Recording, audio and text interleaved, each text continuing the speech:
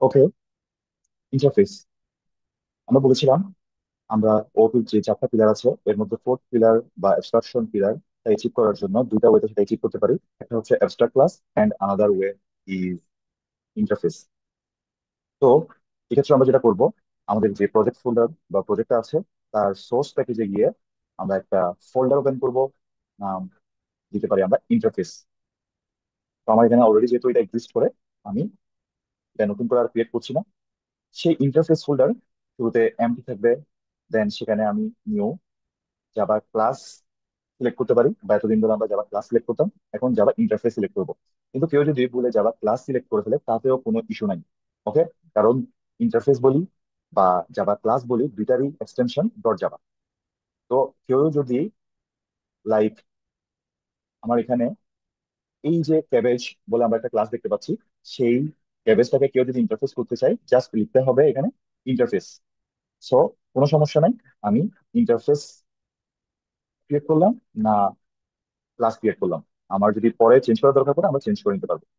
তো এইভাবে আমরা এখানে যে কাজটা করেছি, একটা ফুড ইন্টারফেস তৈরি করেছি, দেন প্লান্ট বলে আরেকটা ইন্টারফেস তৈরি করেছি, এন্ড ক্যাবেজ বলে একটা ক্লাস তৈরি করেছি, এন্ড টেস্ট বলে আরেকটা ক্লাস তৈরি করেছি, যেখানে আমার মেইন মেথডটা থাকবে।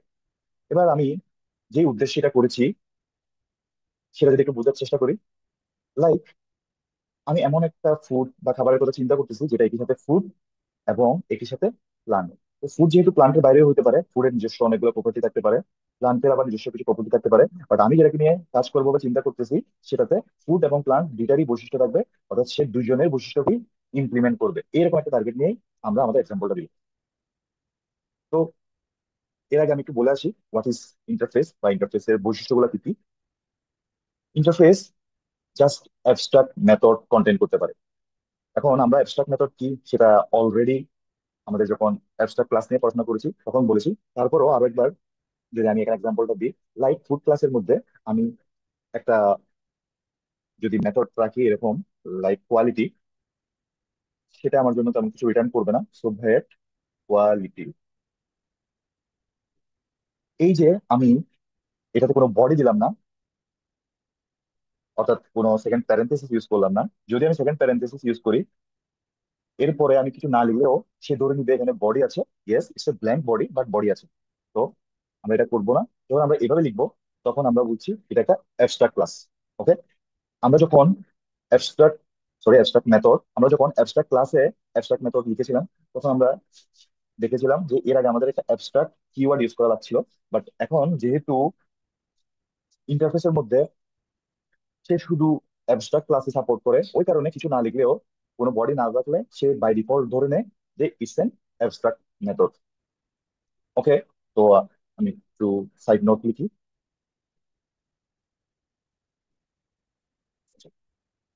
এবার এখানে যে ইম্পর্টেন্ট বিষয়টা সেটা হচ্ছে জাভা ভার্সন 8 এর পর থেকে এটাতে অ্যাবস্ট্রাক্ট মেথডের বাইরে ডিফল্ট এবং স্ট্যাটিক বলে আরো দুই ধরনের মেথড ইন্টারফেস সাপোর্ট করে। অর্থাৎ আগে শুধু অ্যাবস্ট্রাক্ট মেথড সাপোর্ট করতো, এখন ডিফল্ট এবং স্ট্যাটিক বলে আরো দুই ধরনের মেথড সাপোর্ট করে।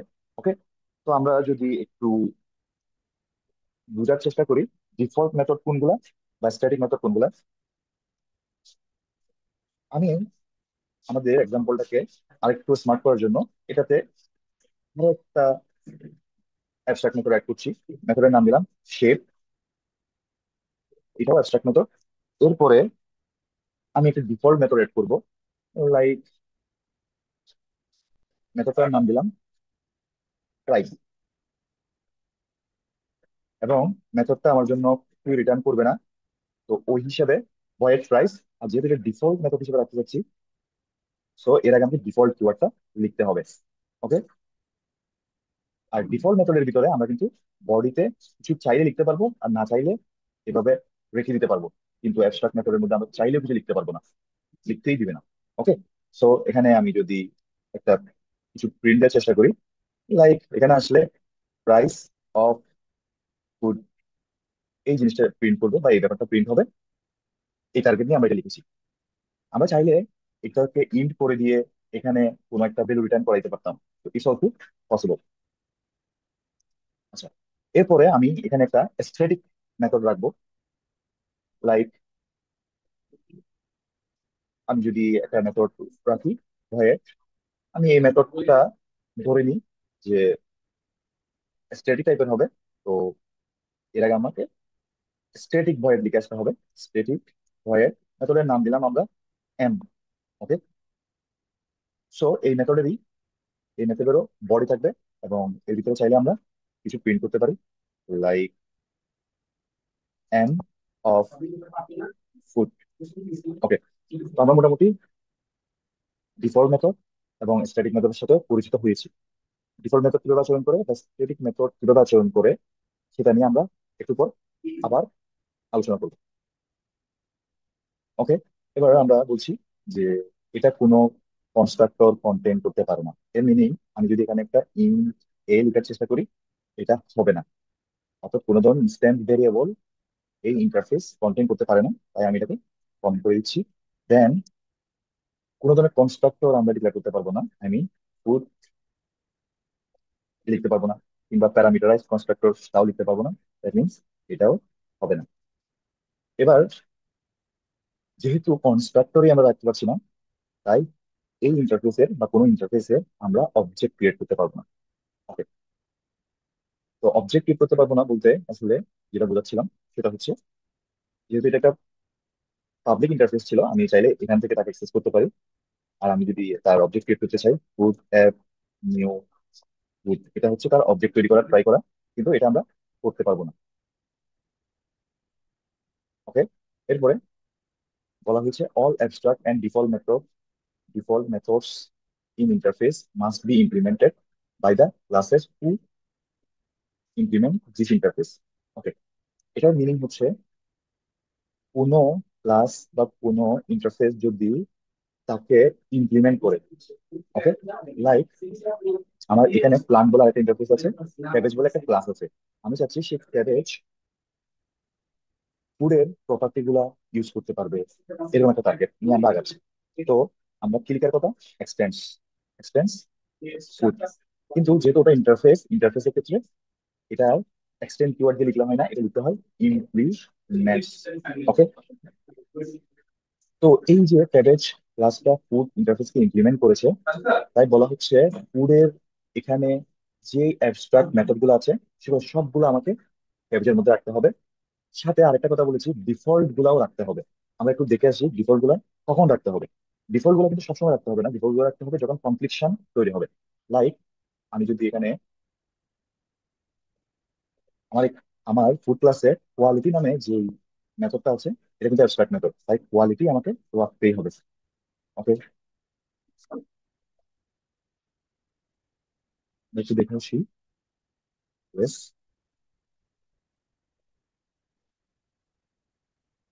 এবার আরেকটা বিষয় আমরা খেয়াল করবো, এই যে এই কোয়ালিটি, এটা এইভাবে রেখে দেওয়ার মানে হচ্ছে এটাকে ডিফল্ট। আমরা জানি কোনো অ্যাক্সেস মডিফায়ার আমরা যদি এক্সপ্লিসিটলি না লিখি, তাহলে এটা মিন করে এটা ডিফল্ট টাইপের। তো আমাকে এটা পাবলিক করে দিতে হবে। সেটা খুবই ইম্পর্টেন্ট একটা বিষয়। আর আমরা চাইলে এটাতে নিজেদের মতো করে ডিফারেন্ট ইমপ্লিমেন্টেশন রাখতে পারি। আমি যদি এখানে একটা প্রিন্ট দিই যে কোয়ালিটি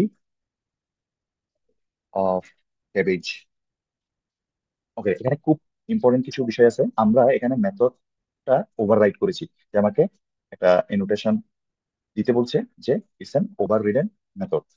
এনোটেশনটা না দিলে কোনো ধরনের ভুল হবে না, but it's a good practice যে এটা ওভাররাইট হয়েছে ইন্ডিকেট করা। এখানে বলে রাখি, আমি যদি ফুডের কোয়ালিটিটা দেখি, সেখানে ভয়ের কোয়ালিটি আমরা ইউজ করেছি, নাম কোয়ালিটি, এবং কোনো ধরনের প্যারামিটার আমরা রিসিভ করিনি। তাই ক্যাবেজের এখানে সেমটাই হবে। ভয়ের আইনি রিটার্ন টাইপ ম্যাচ করতে হবে, তার নেম ম্যাচ করতে হবে, প্যারামিটার লিস্ট ম্যাচ করতে হবে, কিন্তু বডি ম্যাচ না করলেও হবে। I mean method signature match করতে হবে, বাট মেথড বডি নিজের মতো করে বা ডিফারেন্ট ভাবে ইমপ্লিমেন্ট করা যাবে। তো সেম কাজটা আমরা শেপ মেথডের জন্য করবো বা করতে হবে actually. Public public void shape. Okay. তো এক্ষেত্রেও আমরা বোঝার সুবিধার্থে এখানে একটা প্রিন্ট দিতে পারি, শেপ অফ ক্যাবেজ। ওকে। তো এটাকেও একটা নোটেশন অ্যাড করতে বলা হচ্ছে, যে ওভাররাইট। এবার আমরা যদি খেয়াল করি আমাদের আর কোনো ধরনের এরর বা ইস্যু নাই। আমরা এই যে প্রাইস নামের ডিফল্ট মেথডটা সেটাও ইমপ্লিমেন্ট করিনি বা অ্যাড করিনি ক্যাবেজের মধ্যে, আর স্ট্যাটিক মেথডটা তো অ্যাড করিনি, তারপরে কোনো ধরনের ইস্যু নাই।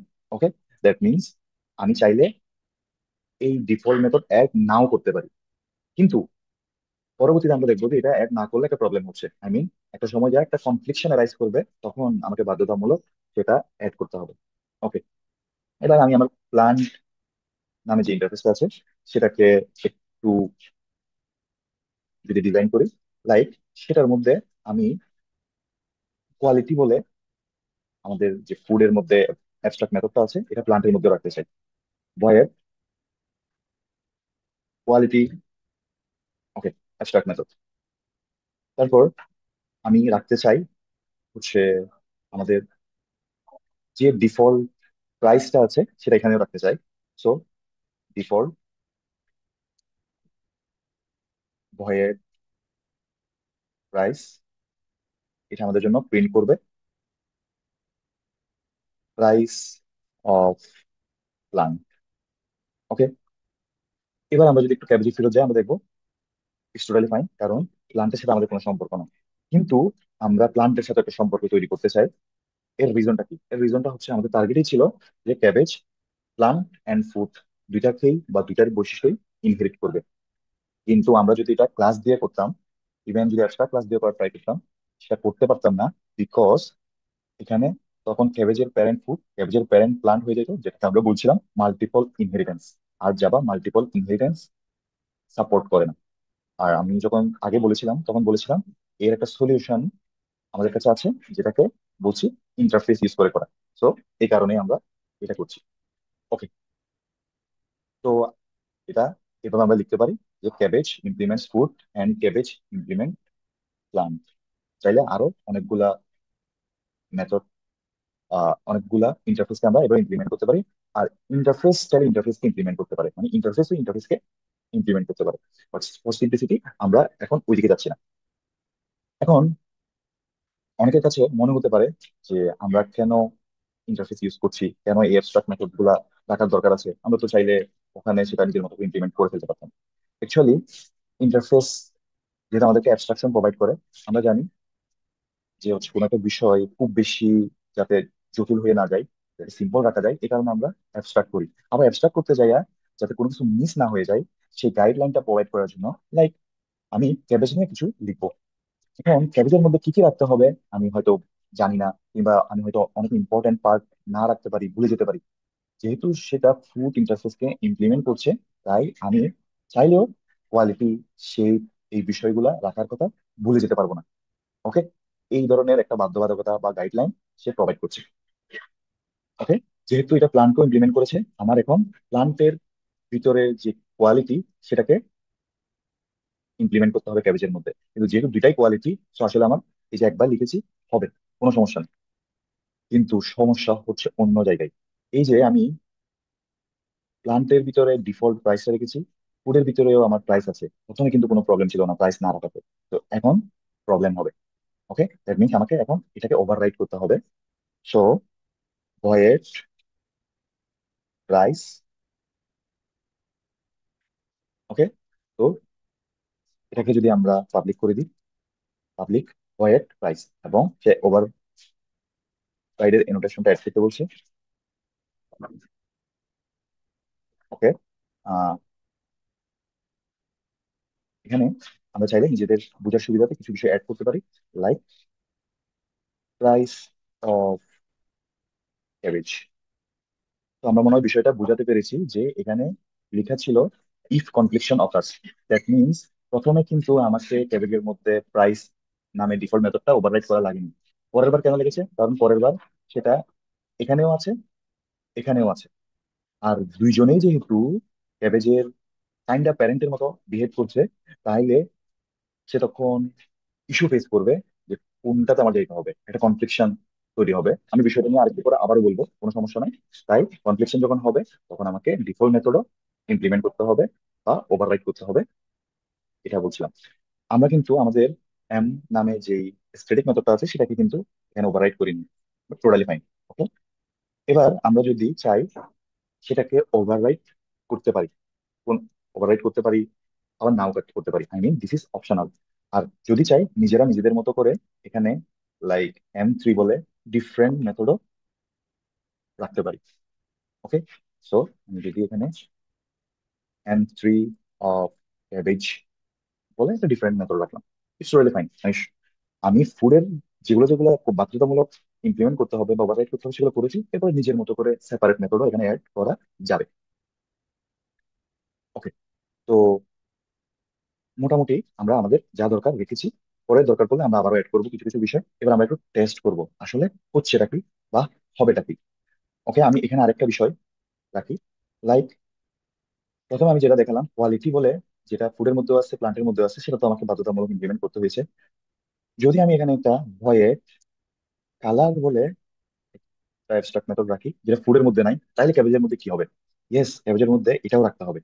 অর্থাৎ এদের দুইজনের কেউ একজনের মধ্যে থাকলেও ক্যাবেজের মধ্যে সেটা রাখতে হবে। সো আমাকে ক্যাবেজের মধ্যে কালার বলে যেটা, যে মেথডটা প্লান্টের মধ্যে আছে সেটা ওভাররাইড করতে হবে। Public void colour. ওকে, তো আমি এখানে যদি বোঝার সুবিধার্থে একটা প্রিন্ট দিই, কালার অফ ক্যাবেজ।